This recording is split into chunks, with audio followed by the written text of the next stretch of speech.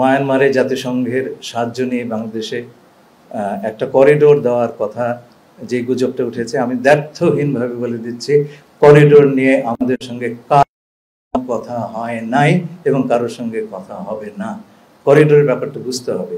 Corridor হচ্ছে একটা ইমার্জেন্সির সময় এক দুর্যোগপূর্ণ জায়গা থেকে মানুষকে সরিয়ে নেওয়ার ব্যবস্থা। আমরা এখানে কাউকে সরাচ্ছি না।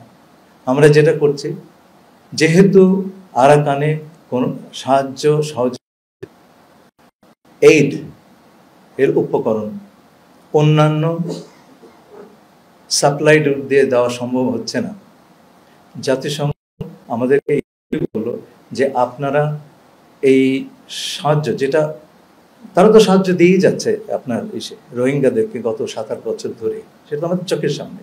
তারা বললে এর কিছুটা দূরে বর্ডার, আপনারা এইটুকু জায়গাতে আমাদের সাহায্য করবেন যাতে আমরা ওপারে নিয়ে যেতে পারি।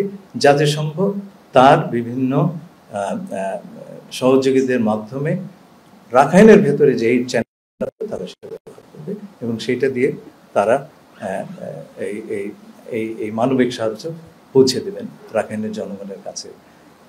আমি আবারও বলছি, দ্ব্যর্থহীন কণ্ঠে বলছি, এবং আপনারা সেটা প্রমাণ করতে পারবেন, যোগাযোগ করলেই পাবেন। জাতিসংঘকে জিজ্ঞেস করেন, জাতিসংঘের সমস্ত রাষ্ট্রদের জিজ্ঞেস করেন। আমরা